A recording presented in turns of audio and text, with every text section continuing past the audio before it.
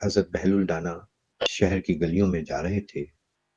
وہ لوگوں کے حال دیکھتے، مسکراتے اور انہیں علم و حکمت کے موتی دیتے رہتے تھے۔ اس دوران ان کی نظر ایک نان بائی پر پڑی جو اپنے تندور کے پاس محنت سے روٹیاں پکا رہا تھا۔ بہلول ڈانا: السلام علیکم نان بھائی۔ ماشاء اللہ، تم تو بہت محنتی لگتے ہو۔ بتاؤ، کیا تم اللہ کا شکر ادا کرتے ہو کہ اس نے تمہیں روزی عطا کی؟ نان بھائی غرور سے ہنستے ہوئے: شکر؟ کیوں؟ یہ سب میری محنت ہے حضرت۔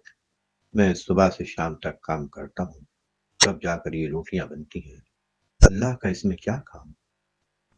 بہلول ڈانا مسکراتے ہیں مگر گہرے لہجے میں بولتے ہیں: اگر تمہارے ہاتھ جل جائیں یا تم بیمار پڑ جاؤ تو کیا تم ایک روٹی بھی بنا سکو گے؟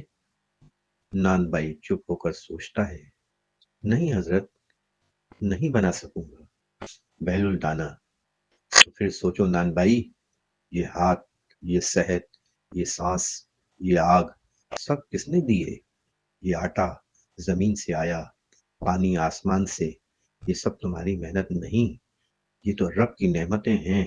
تم صرف ذریعہ ہو، اصل محنت تو اللہ کی قدرت کرتی ہے۔ نان بھائی روتے ہوئے: اے اللہ کے نیک بندے، میں نے غرور کیا، میں نے شکر بھول گیا، اب سمجھ میں آیا اصل کارساز تو میرا رب ہے۔